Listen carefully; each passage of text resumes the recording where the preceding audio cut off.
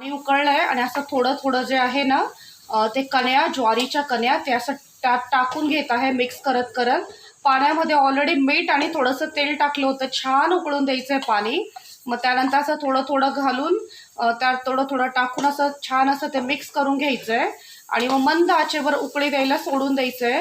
उकळायला थोडा वेळ लागतो, पण नंतर ते सर्व तयार झाल्यानंतर मात्र खूप छान दिसतं आणि खूप छान लागतं, चविष्ट खायला आणि तेवढंच हेल्दी. वयस्कर लोकांना तर खूप चांगलं आहे. हे शुगरचे पेशंट तर आवर्जून खातात हे आणि त्याचबरोबर लहान मुलांनाही देणं खूप चांगलं मानतात.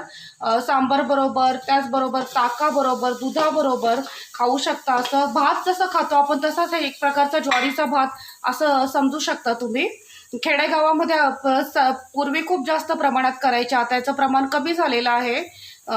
हुबळी मठामध्ये कधी कधी मिळायचं हे प्रसाद म्हणून आणि ते मला खूप जास्त आवडायचं. ताकाबरोबर द्यायचे ते मी खायला